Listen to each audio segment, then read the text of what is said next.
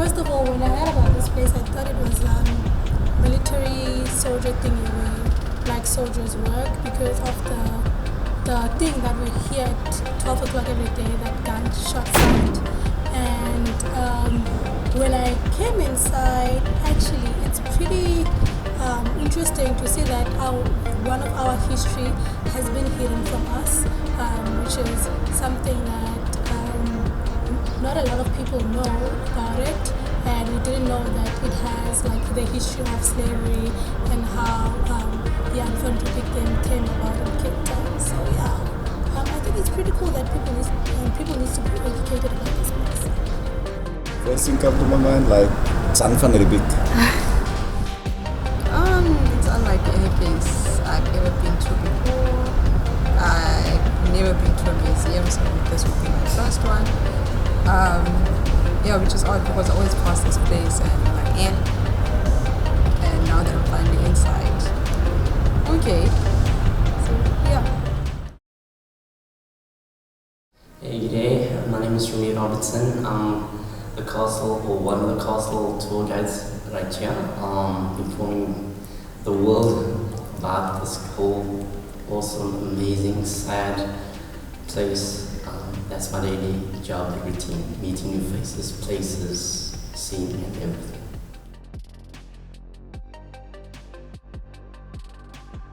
Okay, my views, well, depending on how you look at it, there's various ways you can look at it. From a perspective, it can be sad, it can be, in fact, it can be very sad, pertaining the history. It can also be a place where you could actually redeem one's soul, getting to shed light, that's basically my view and my takes of it, okay, where you can actually use this as a starting point to actually go out into the world and spread and correct some of the wrongs, not all the wrongs, but some of the wrongs that was written, and try and make it right. Maybe not right, but just try and make it better one.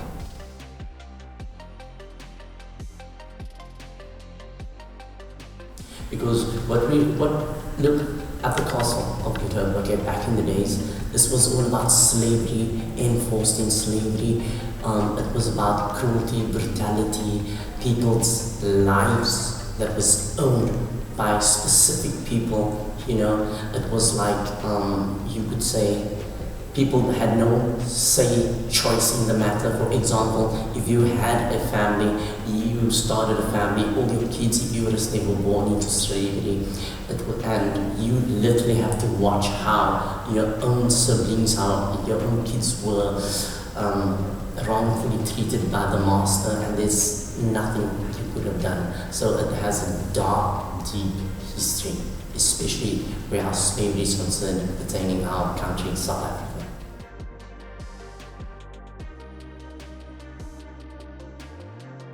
Well, look, we never enforced anything about anyone, okay? So we normally do the standards word, we show you the torture room, the dungeon, the dolphin pool, the William Fur collection, depending on the interest.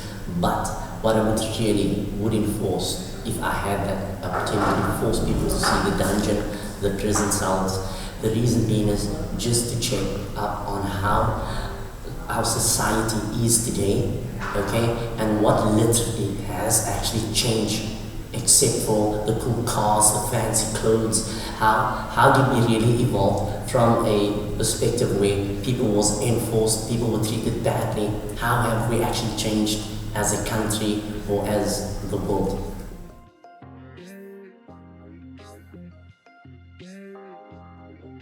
to always remember about the past and how two wrongs don't make a right, and how to be better, be kinder to people, and also just have a bit of humanity. And I just believe if people can actually believe, stepping outside the box where, as we would do now, we think of fancy cars and all of that. So at that very same night, driving the fancy cars, but also having the sense of there is only one race, the human race.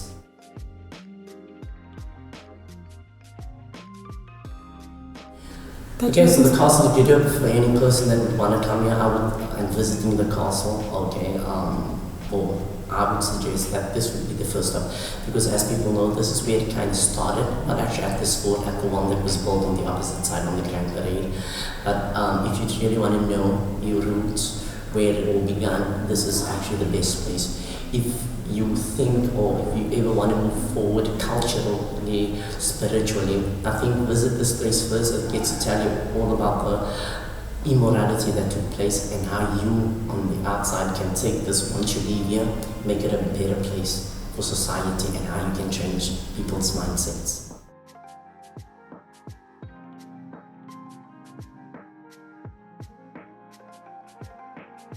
Yes, my name is Kelvin Gilfellen, and I'm the Chief Executive Officer of the Castle Control Board, the management organization that's managing the castle, both in terms of conservation, tourism, events, filming, and all other activities that's happening here. So I originally comes from tourism, with a tourism background.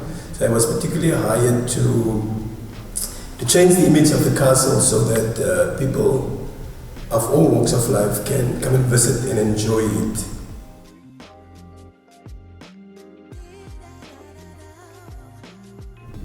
The castle was constructed immediately after the castle that Van Riebeeck built in 1652 was too weak to protect the interest of the VOC, the Dutch East Indian Company. So in 1666, the Dutch East Indian Company decided to move the castle to a better place, to where it is today. And over the next 13 years or so, they've completed the castle. By 1679, the castle was completed. So they started in 1666, but by 1679, most of the castle was completed, as you see today, except for the middle, the middle part that separated two courtyards.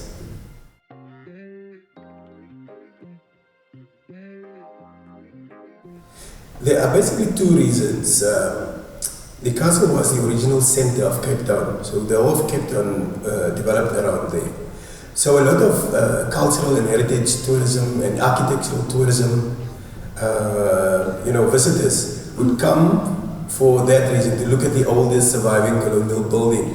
But other people come for events, other people come for what we call pilgrimages, because they think, because this castle is the separation between the colonial period and the republic period and even the democratic period, people want to come and see how it looked in the old days and how it is looking today. So it's important that we retain some of the old, but really also offer to the visitors the colonial work that we're doing, the transformation work that we're doing.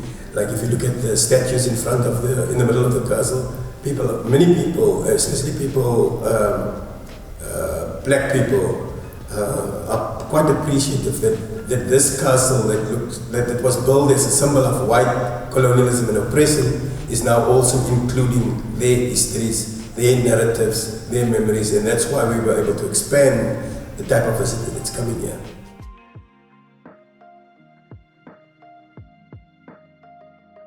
Oh, because when visitors come, they come for different reasons. They don't come and sleep and eat only. They come to look at nature. They come to look at what we do as people, at our cultural expressions.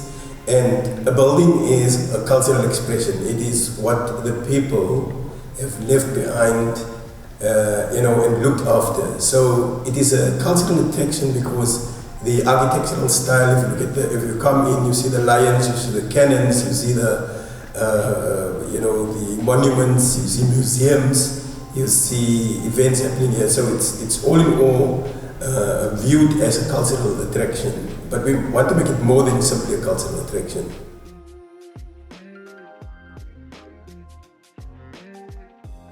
Yeah, good question. Because it was not established as an attraction.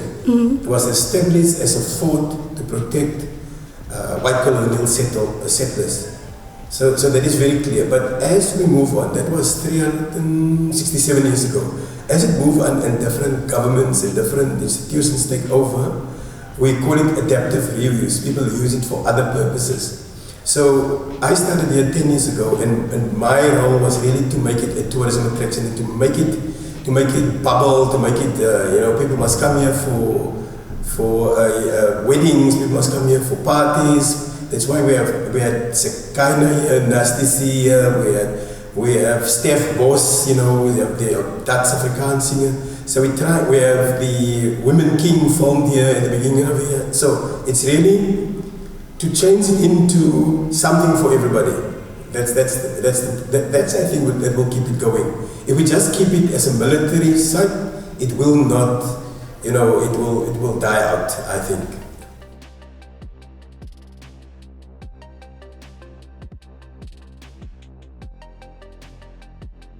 Quite a lot, but there are only two things that I want to mention. First of all, when I started here in April 2013, 90% of the people who came here were white. Mostly Afrikaners, English, and tourists from Germany, Italy, France. And so that was a worrying thing. So if I look today out of my window, my office window, and I see black, pink, red, all kinds of people, that's the one legacy that I think when I live here, something that I achieved. The second thing is, under my leadership, I think the issue of clean administration came out. We have clean audit reports. We operate well. We still have our problems. Some people are unhappy about didn't get bonuses, whatever. But all in all, this is a well-managed state entity in the museum. And then lastly, the transformation and decolonial practices is probably up there in the world. The kind of installations, the museums, I referred to the statues there. Two of our museums in 1 year has won one national and one provincial award. And that is an indication that we are moving forward.